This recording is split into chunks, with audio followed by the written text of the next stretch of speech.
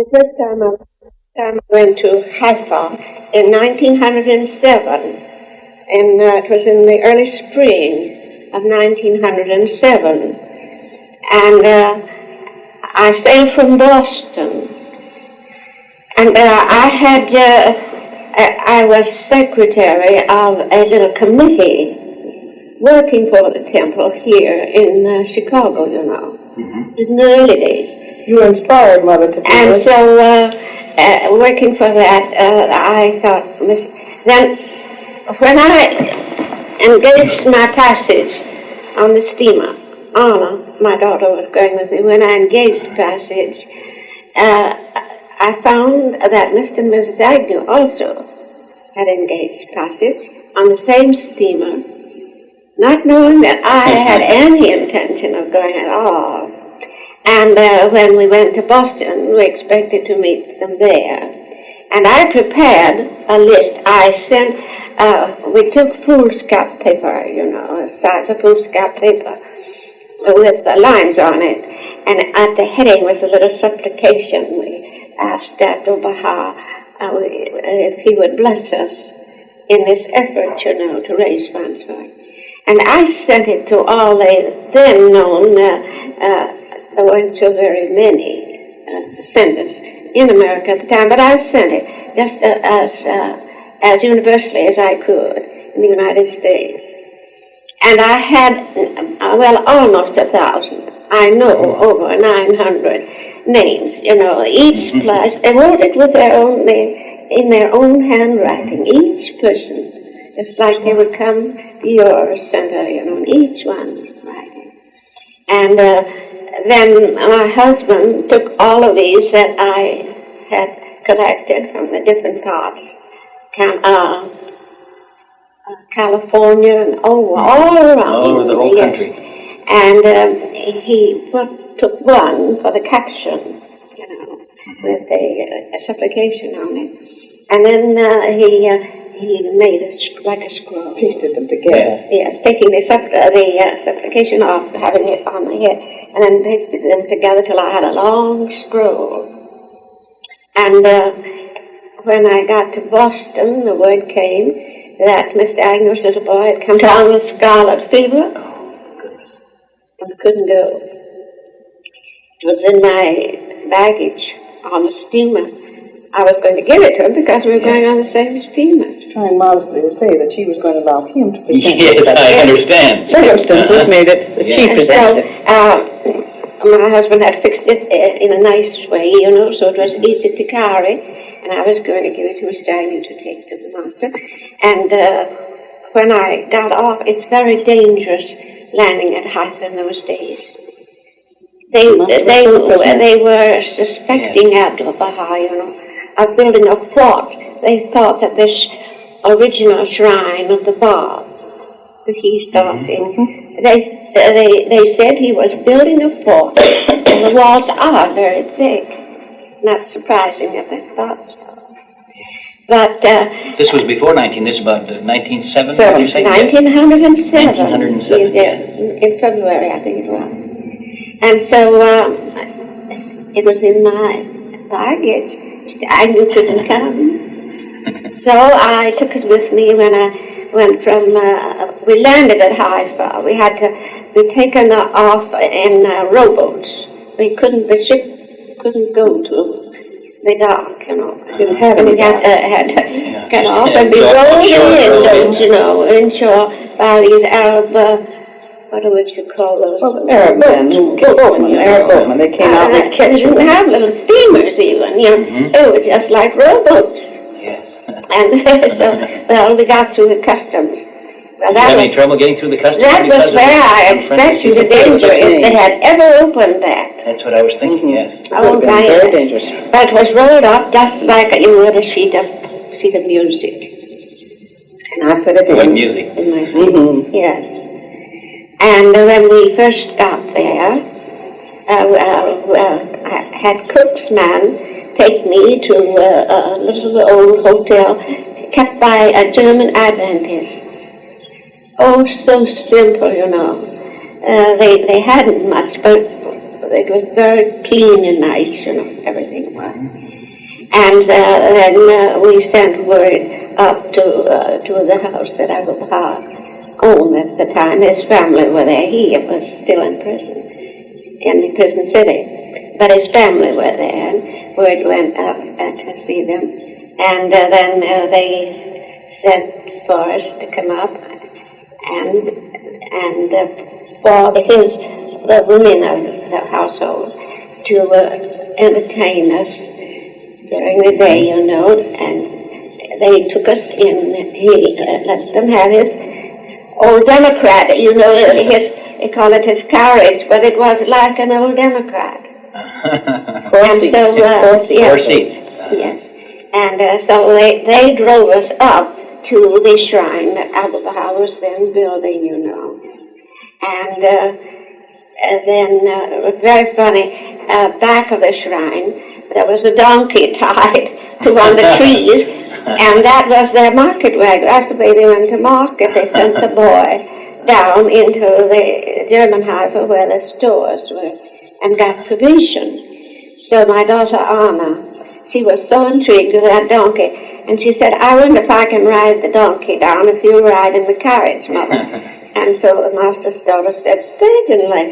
And they helped her on the little donkey and rode all down the hill to the back to the hotel.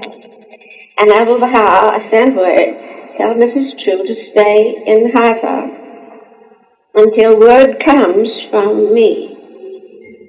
She can come to Akká. Well, I think it was the second day that the word came. Very early in the morning, word came that the master had sent word that Mrs. True should engage Cook's wagon, a wagon from Cook, to take us around the Edna got that picture hanging out there. 15 miles. The same Akká, you know. And we got engaged the wagon very early in the morning. Then we started out in Cook's wagon, and he drove us around. This will show you Where we knew it in the beginning, you see. And you drive all around that bay and come over here to Akká. Way over there, yes. 15 9 miles, I think it It's a is very nice around. watercolor. That was painted at that time. Yes. Very nice. That was painted at that time. Well, I put in, when the friends found I was going, if you could see the things. You mean you would take over with you? Yes, you take to the master. Oh, these are from the friends. You mean from America? Yes, $8 for the table. and babies' pictures and asking Abdu'l Bahá to name the babies or send back names for the babies. You were custodian of all these packages. Yes. And so we drove around the Bay of Akká, you know, and we got to the master's house. He was then, he hadn't been outside the gates of Akká for 4 years. You see, the enemies had been doing something very bad, and the relatives that were bad, you know, violators, why, they weren't allowed to go out, and so Abdu'l Bahá didn't go out. He didn't really have to, but he thought it was wise enough to. For 4 years, he didn't go outside again. And we drove over, and then they knew exactly where to take us. Someone told me that there was a young man working for Cook who really was high. He wasn't saying anything about it. That's why we were In a very good place. Yes. and so we drove into the big courtyard, you know, and Abdu'l Bahá's sons-in-law came out and took our baggage, took us in and took us up a long flight of steps. And the men, you perhaps have seen those steps that go up. Yes. And we were taken up to the quarters. The men's quarters was down below. And you got this long flight. You see, these buildings, many of them were built during Crusade times. Very old. Yes. Very old, you know. And we were taken up and taken to our room on the top floor. And when we first got there, the master's daughters came in to see us. And they asked us what they could do to make us comfortable. And then they said, Abdu'l Bahá will come and see you a little later. So after we'd washed our face and hands and gotten ourselves rather cleaned up from the journey, then we heard steps coming on it. Oh, the floors were all stone steps, very big stones, and you could hear his wonderful step coming along the corridor, and we knew he was coming.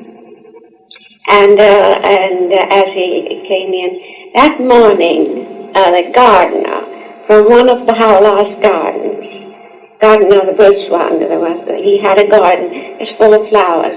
And that morning, the first hyacinths had bloomed, and this gardener had come in very early to see the master and brought some violets. And so, I don't mean violets, they were hyacinths. And he brought them, and the master came in with these lovely hyacinths in his hand. And he was dividing, there were three of us, my daughter, and then a pilgrim had met us at outside, and she went on with us. But they painted that picture for me. And so he came in, dividing them into three parts, and he said, Marhaba, Marhaba. Welcome. You are welcome. You are welcome. And well, you just couldn't help but see Jesus Christ walking in. That's what it all seemed as near as I could picture it at that time, It just seemed exactly as if Christ had just was in that body and came into the room. Wasn't that marvelous? And then after we had this wonderful visit with him, and then we had lunch with him. And he asked us questions at the table. And I began to realize the power of Abdu'l Bahá, because he said, Mrs. True, how are affairs in the Chicago Center? And I said, oh, lovely. And he looked at me, and I knew he knew I was lying.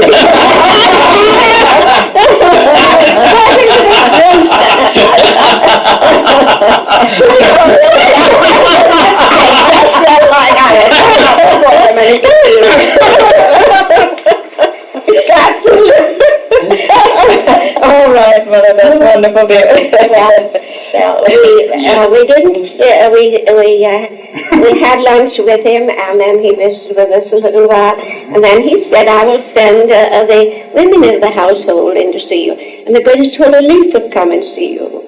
And then that was when the greatest holy leaf told us when they were banished to Akká and put up in that old awful prison, and how they didn't give them water nor food, and it was so terrible. Scorpions were running around, between the window sills and things like that. It hadn't been occupied for quite a while. It was up a long flight of steps, and there's cobwebs and everything you can think of. They no food, scanty clothing, so cold they were nearly freezing. The worst conditions you possibly can imagine. No comfort at all, not even drinking water. But she said when the great big key, I think the key must have been that large. When that key locked them up in that prison, and they then realized that they were not going to be separated from Baha'u'llah. Oh, it was so thrilling to have her tell us that, And Baha'u'llah sent word to them. He said, please do not chant. And they were chanting quite loud. Show their joy and happiness. Oh, yes, nothing sorrows that didn't matter. Nothing else mattered, but just to be in Baha'u'llah's presence. It is the presence of God, you know that. And he sent word for them.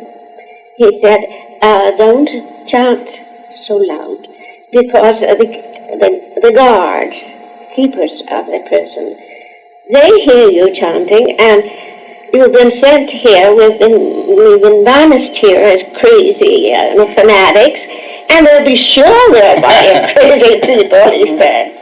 So they had to stop chanting. No. But that didn't make any difference. The hearts were so overjoyed. No, Mother, Well, that she came in the afternoon, you know, and tell you taught- these things. Tell us these things. Well, when after dinner that night, I asked Abdu'l Bahā's daughter, who did the interpreting for me, I asked her, I said, Mama Kanum, we have a number of things, letters and little things that have been given us to bring to Abdu'l Bahá, and will you take them to him? And Mama Kanum said, no, he wishes you to bring them yourself, and he will send for you when he wants you to come to him. So early the next morning, she came and rapped on our door. And she said, Mrs. True, our Lord wishes you. He didn't ask the others, you know. Our Lord wishes you to come to him in a room I didn't know, another room.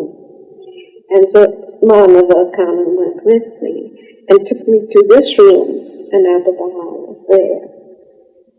And I sat with her for a while, and there was a divan, something like this, in the room, you know, and I selected the presents, the photographs that I was taking of the baby's names, and different things, fruitcake and crocheted mat.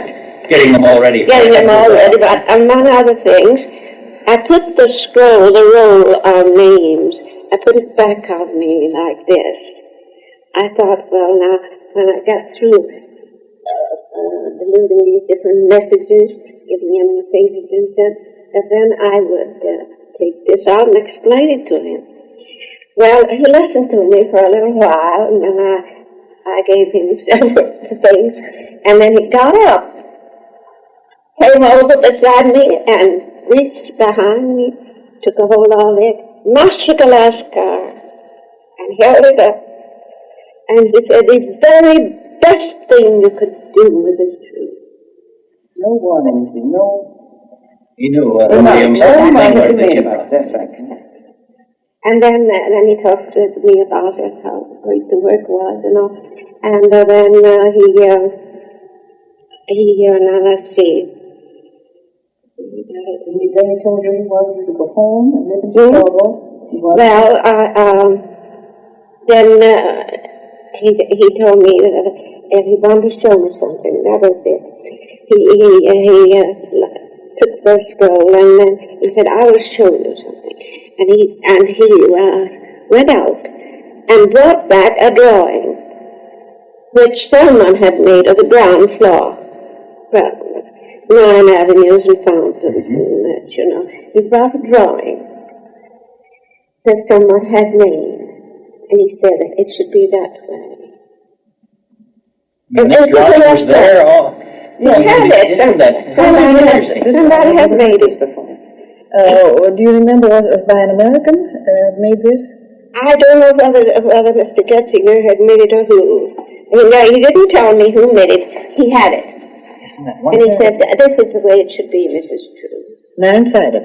Yes, 9-sided. You thought you were bringing something new with a scroll of names, and he was waiting for the drawing of the plan. I was told afterwards, one of the master's daughter told us, she said, different ones had written to Abdu'l Bahá about the temple in America, and he would say, it is not time. Oh, to show defend his father. Yes. And he came in early morning when the women of the household always met early in the morning and had a cup of tea with the master. And he didn't come in that morning, but shall defend his father came in. And he said, oh, I have something to tell you. He said, you know, different ones have supplicated to Abdu'l Bahá about this, and he would say, it is not the time. And he said, this morning, I took dictation of a tablet to Mrs. Corinne True. Now is the time. And it's up there on that picture at the head of that stairs. And not far out that window is the And now is the time, and make a beginning, and all will come right. And we only stayed, I think we left on the 6th day. We had 6 days we were there, and we went, in the meantime, we went, he hadn't been out of outside the walls of Akká for 4 years.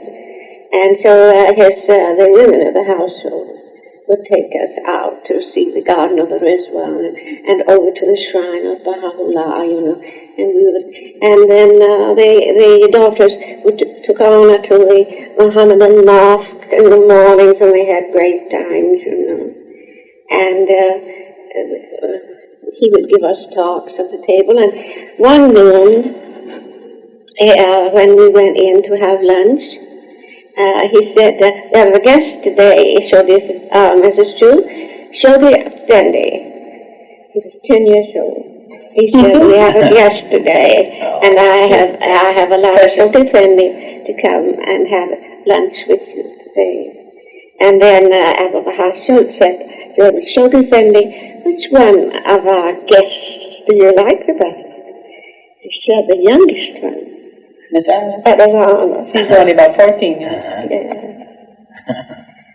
But then when I was ready to go,